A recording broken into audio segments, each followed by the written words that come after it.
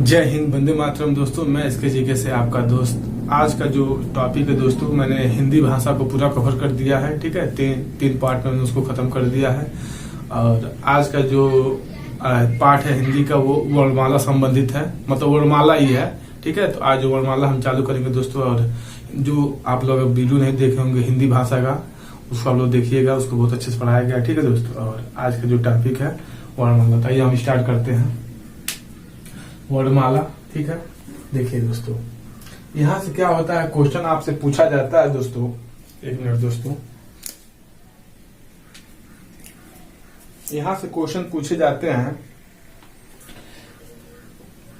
भाषा। ठीक है दोस्तों, भाषा संस्कृत के भाष शब्द से बना है। किससे बना है? आपसे क्वेश्चन पूछेगा कि जो भाषा है संस्कृत के किस शब्द से बना है, तो भाष शब्द से बना है। जो भाषा है ना, आठ मात्रा हटा दीजिएगा, नीचे हलत ला दीजिए, हो जाएगा। भाष शब्द से बना है। भाषा का अर्थ होता है बोलना। भाषा का अर्थ है, क्या अर्थ है? बोलना। भाषा का अर्थ है बोलना। भाषा की सार्थक इकाई क्या है? वाक्य। भाषा की सार्थक इकाई क्या है? वाक्य। देखिए, इसका यहाँ पे क्रम दिया हुआ है, यहाँ पे इसका क्रम दिया हुआ है। भाषा, वाक्य, उपवाक्य, पद, बंध, पद, अक्षर और ध्वनि। ठीक है, उसके बाद आएगा वर्ण। वर्ण की परिभाषा क्या होता है? भाषा की सबसे छोटी इकाई को ध्वनि या वर्ण कहते हैं। ठीक है, भाषा की सबसे छोटी इकाई को ध्वनि या वर्ण कहते हैं। उसके बाद से दोस्तों आ जाएगा वर्णमाला। वर्णमाला की परिभाषा क्या होता है? वर्णों के व्यवस्थित समूह को, ये पूछा गया पेपर में, बस इतना ही आपको ध्यान देना है। व्यवस्थित समूह जहां देखिएगा वही वर्णमाला की परिभाषा हो जाएगा। वर्णों के व्यवस्थित समूह को क्या कहते हैं? वर्णमाला कहते हैं। हिंदी में ध्वनियां कितनी होती हैं?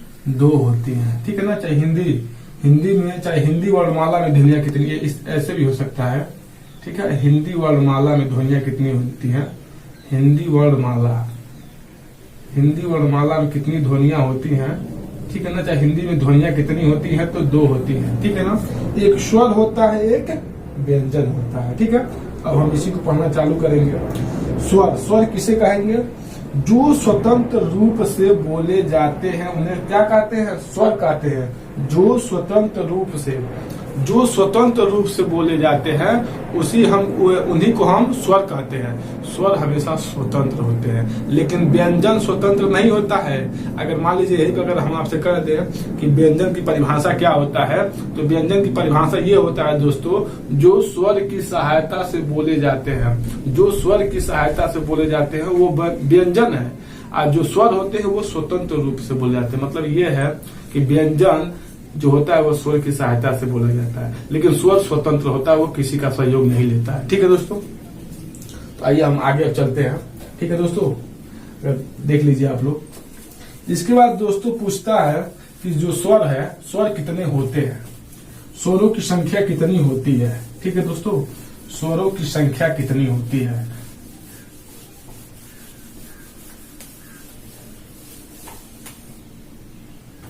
देख लीजिए, स्वरों की संख्या, जो स्वर की संख्या होता है वो 11 होता है। ठीक है, जो स्वरों की संख्या होता है वो 11 होता है। देखिए कौन कौन स्वर होते हैं?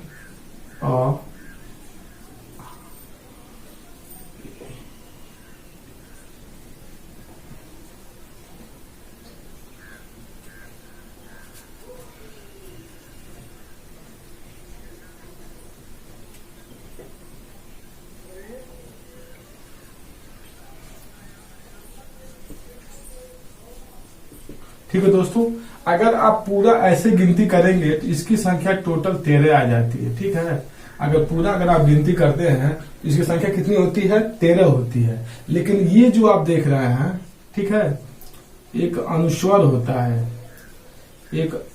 होता है और एक विसर्ग होता है। ठीक है, एक बिंदी वाले, जो एक बिंदी ऊपर दिखाई दे रहा है इसे अनुस्वर, और 2 बिंदी वाले को क्या कहते हैं? विसर्ग कहते हैं। इन दोनों का मिक्सचर में नाम है अयोग वाह। इसी को अयोग वाह कहा जाता है। क्या कहा जाएगा? अयोग वाह। आपसे पूछेगा कि अयोग वाह की संख्या कितनी होती है, तो कितना ये 2 है। देख लीजिए ये 2 है। ठीक है, एक बिंदी वाले को अनुस्वर और 2 बिंदी वाले को विसर्ग कहा जाता है। लेकिन आपसे जब भी पूछेगा कि स्वरों की संख्या कितनी होती है, तो आप हमेशा बताइएगा 11 होती है। ठीक है, लेकिन जब अनुस्वर और विसर्ग को जोड़ देगा तब इनकी संख्या कितनी हो जाएगी? 13 हो जाएगी। ठीक है दोस्तों, तब कितनी हो जाएगी? 13 हो जाएगी। यहीं पे देख लीजिए दोस्तों, अगर आपसे पूछेगा कि मात्रा के आधार पर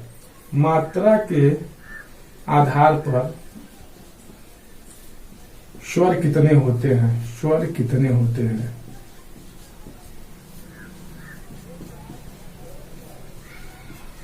ठीक है ना। मात्रा के आधार पे पूछ रहा है दोस्तों, मात्रा के आधार पे 10 होते हैं। ठीक है, तो मान लीजिए यहाँ पे स्वरों की संख्या 13 है, तो वो कौन सा 3 अक्षर नहीं लिया जाता है? 3 अक्षर नहीं लिया जाता है, तो आप जान लीजिएगा कि मात्रा के आधार पे कौन कौन नहीं लिया जाता है। तो मात्रा है ना, तो बिना मात्रा वाला लिख देंगे। स्वर का पहला अक्षर क्या है? अ।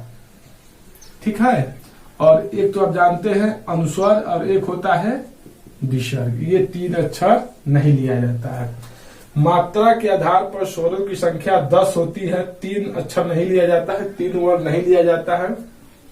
वो कौन कौन नहीं लिया जाता है? मात्रा, तो बिना मात्रा वाला स्वर का पहला अक्षर अ ले लेंगे, और एक अनुस्वर और एक विसर्ग। ठीक है, उसके बाद कहेगा उच्चारण के आधार पर। ठीक है दोस्तों, उच्चारण के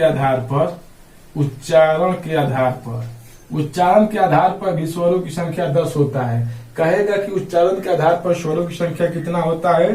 तो 10 होता है। इसमें देखिए कौन कौन अक्षर नहीं लिया जाता है। ये दोनों तो कॉमन रहेगा, अनुस्वर इसमें भी रहेगा, विसर्ग इसमें भी रहेगा। केवल एक कौन सा ये अक्षर है? ये ऋषि।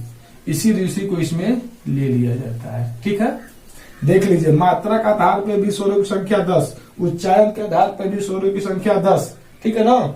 आप कैसे जानेंगे कि मात्रा वाले में कौन सा? ये देख लीजिए, पहली बात तो इसमें भी अनुस्वर रहेगा, विसर्ग, और इसमें दोनों में ये कॉमन है। चाहे मात्रा के आधार पे कहेगा, चाहे उच्चारण के आधार पर कहेगा, दोनों में अनुस्वर विसर्ग रहेंगे। केवल एक अक्षर का अंतर है। मात्रा वाला कहेगा तो बिना मात्रा वाला स्वर का पहला अक्षर ले लेंगे अ। ठीक है, बच गया केवल एक, जिसे इसमें लिख देंगे। आपसे एक क्वेश्चन और पूछता है कि स्वर में कौन सा एक अक्षर जो संस्कृत भाषा में लिखा जाता है? तो वही है ऋषि।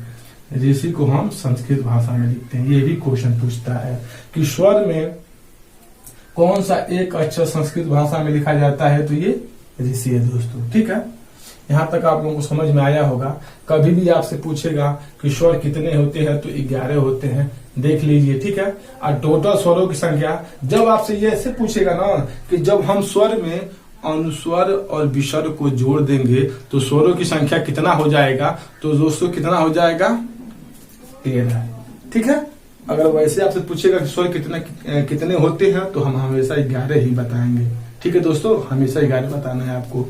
आपसे पूछेगा कि अयोग वाह की संख्या कितना होता है? तो 2 होता है। कौन कौन? अनुस्वर और विसर्ग। ठीक है, मात्रा के आधार पर स्वर कितने होते हैं? तो 10। कौन कौन नहीं लिया जाता है? अ, अं और आ। उच्चारण के आधार पर स्वरों की संख्या 10। कौन नहीं लिया जाता है? ऋषि, अं और आ। ठीक है दोस्तों, तो आपको समझ में आया होगा। अब इसके आगे हम कल पढ़ाएंगे। तब तक के लिए जय हिंद, वंदे मातरम।